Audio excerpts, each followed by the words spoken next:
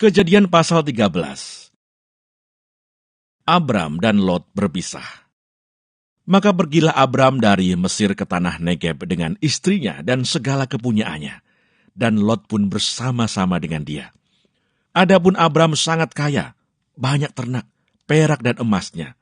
Ia berjalan dari tempat persinggahan ke tempat persinggahan, dari tanah Negeb sampai dekat Betel, di mana kemahnya mula-mula berdiri antara Betel dan Ai, ke tempat mezbah yang dibuatnya dahulu di sana.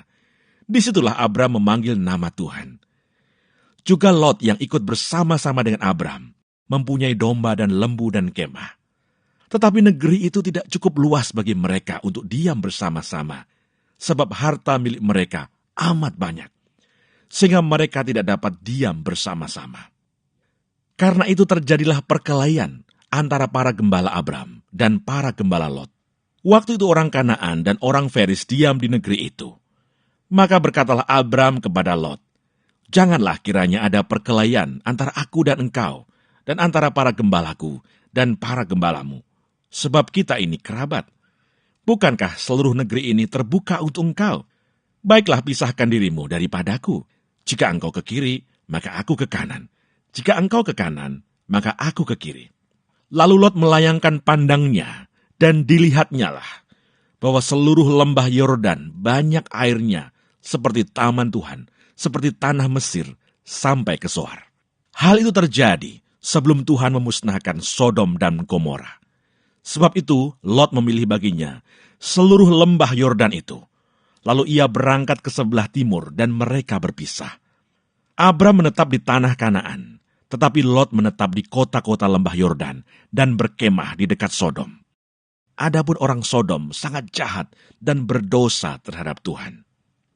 Setelah Lot berpisah daripada Abram, berfirmanlah Tuhan kepada Abram, "Pandanglah sekelilingmu, dan lihatlah dari tempat engkau berdiri itu ke timur dan barat, utara dan selatan. Sebab seluruh negeri yang kau lihat itu akan kuberikan kepadamu dan kepada keturunanmu untuk selama-lamanya. Dan aku akan menjadikan keturunanmu seperti debu tanah banyaknya, sehingga jika seandainya ada yang dapat menghitung debu tanah, keturunanmu pun akan dapat dihitung juga. Bersiaplah, jalanilah negeri itu menurut panjang dan lebarnya, sebab kepadamulah akan kuberikan negeri itu." Sesudah itu Abram memindahkan kemahnya dan menetap di dekat pohon-pohon tarbantin di Mamre, dekat Hebron. Lalu didirikannya lah mezbah di situ bagi Tuhan. Kejadian pasal 14. Abram mengalahkan raja-raja di timur dan menolong Lot.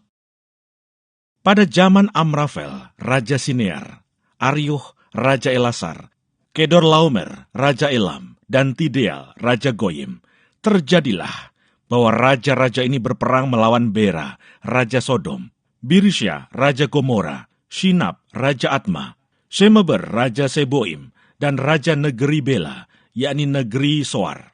Raja-raja yang disebut terakhir ini semuanya bersekutu dan datang ke lembah Sidim, yakni Laut Asin. 12 tahun lamanya mereka takluk kepada Kedorlaomer. Tetapi dalam tahun yang ke-13 mereka memberontak. Dalam tahun yang ke-14 datanglah Kedorlaomer serta raja-raja yang bersama-sama dengan dia. Lalu mereka mengalahkan orang Refaim di Asiterot Karnaim, orang Susim di Ham, orang Ewim di Swawe Kiryataim, dan orang Hori di pegunungan mereka yang bernama Seir, sampai ke Elparan di tepi padang gurun.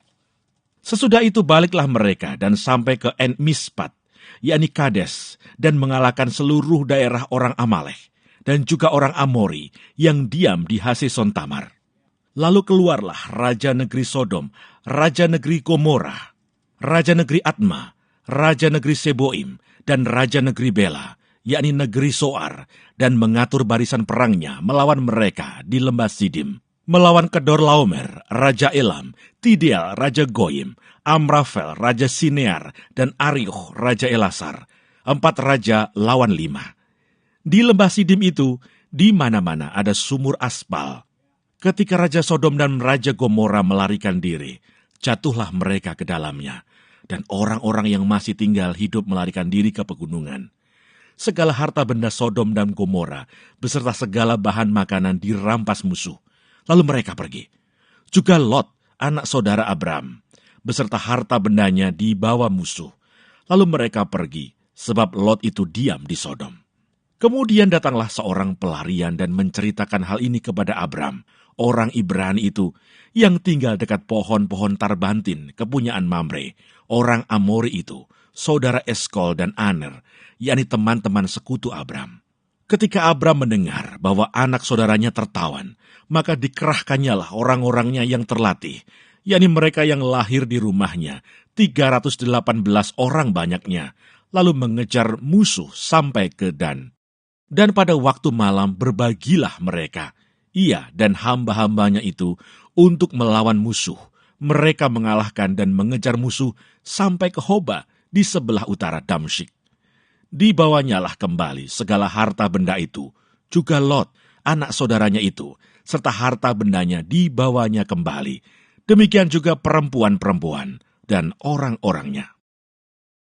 Pertemuan Abram dengan Melkisedek. Setelah Abram kembali dari mengalahkan Kedorlaomer dan para raja yang bersama-sama dengan dia, maka keluarlah Raja Sodom menyongsong dia ke lembah Suawe, yakni lembah raja. Melkisedek, Raja Salem, membawa roti dan anggur. Ia seorang imam Allah yang maha tinggi. Lalu ia memberkati Abram, katanya, "Diberkatilah kiranya Abram oleh Allah yang maha tinggi, pencipta langit dan bumi. Dan terpujilah Allah yang maha tinggi, yang telah menyerahkan musuhmu ke tanganmu." Lalu Abram memberikan kepadanya 1/10 dari semuanya. Berkatalah Raja Sodom itu kepada Abram, "Berikanlah kepadaku orang-orang itu, dan ambillah untukmu harta benda itu." Tetapi kata Abram kepada Raja negeri Sodom itu, "Aku bersumpah demi Tuhan, Allah yang maha tinggi, pencipta langit dan bumi, aku tidak akan mengambil apa-apa dari kepunyaanmu itu, sepotong benang atau tali kasut pun tidak, supaya engkau jangan dapat berkata, 'Aku telah membuat Abram menjadi kaya.' Kalau aku, jangan sekali-kali. Hanya apa yang telah dimakan oleh bujang-bujang ini, dan juga bagian orang-orang yang pergi bersama-sama dengan aku, yakni Aner, Eskol, dan Mamre. Biarlah mereka itu mengambil bagiannya masing-masing." Kejadian pasal 15. Perjanjian Allah dengan Abram, janji tentang keturunannya. Kemudian datanglah firman Tuhan kepada Abram dalam suatu penglihatan. "Janganlah takut, Abram. Akulah perisaimu, upahmu akan sangat besar." Abram menjawab, "Ya Tuhan Allah, apakah yang akan Engkau berikan kepadaku? Karena aku akan meninggal dengan tidak mempunyai anak, dan yang akan mewarisi rumahku ialah Eliezer, orang Damsyik itu." Lagi kata Abram, "Engkau tidak memberikan kepadaku keturunan, sehingga seorang hambaku nanti menjadi ahli warisku." Tetapi datanglah firman Tuhan kepadanya, demikian, "Orang ini tidak akan menjadi ahli warismu, melainkan anak kandungmu. Dialah yang akan menjadi ahli warismu." Lalu Tuhan membawa Abram keluar serta berfirman, "Coba lihat ke langit, hitunglah bintang-bintang. Jika engkau dapat menghitungnya, maka firman-Nya kepadanya, demikianlah banyaknya nanti keturunanmu." Lalu percayalah Abram kepada Tuhan, maka Tuhan memperhitungkan hal itu kepadanya sebagai kebenaran. Lagi firman Tuhan kepadanya, "Akulah Tuhan yang membawa engkau keluar dari Ur Kasdim untuk memberikan negeri ini kepadamu menjadi milikmu." Kata Abram, "Ya Tuhan Allah, dari manakah aku tahu bahwa aku akan memilikinya?" Firman Tuhan kepadanya, "Ambillah bagiku seekor lembu betina berumur 3 tahun, seekor kambing betina berumur 3 tahun, seekor domba jantan berumur 3 tahun, seekor burung tekukur dan seekor anak burung merpati." Diambilnyalah semuanya itu bagi Tuhan, dipotong 2, lalu diletakkannya bagian-bagian itu yang satu di samping yang lain. Tetapi burung-burung itu tidak dipotong 2. Ketika burung-burung buas hingga pada daging binatang-binatang itu, maka Abram mengusirnya. Menjelang matahari terbenam, tertidurlah Abram dengan nyenyak. Lalu turunlah meliputinya gelap gulita yang mengerikan. Firman Tuhan kepada Abram, "Ketahuilah dengan sesungguhnya bahwa keturunanmu akan menjadi orang asing dalam suatu negeri yang bukan kepunyaan mereka, dan bahwa mereka akan diperbudak dan dianiaya 400 tahun lamanya. Tetapi bangsa yang akan memperbudak mereka akan kuhukum, dan sesudah itu mereka akan keluar dengan membawa harta benda yang banyak. Tetapi engkau akan pergi kepada nenek moyangmu dengan sejahtera. Engkau akan dikuburkan pada waktu telah putih rambutmu. Tetapi keturunan yang keempat akan kembali ke sini, sebab sebelum itu kedurjanaan orang Amori itu belum genap. Ketika matahari telah terbenam dan hari menjadi gelap, maka kelihatanlah perapian yang berasap beserta suluh yang berapi lewat di antara potongan-potongan daging itu. Pada hari itulah Tuhan mengadakan perjanjian dengan Abram serta berfirman, "Kepada keturunanmu lah kuberikan negeri ini, mulai dari sungai Mesir sampai ke sungai yang besar itu, sungai Efrat, yakni tanah orang Keni, orang Kenas, orang Kadmon, orang Het, orang Feris, orang Refaim, orang Amori, orang Kanaan, orang Girgasi, dan orang Yebus itu."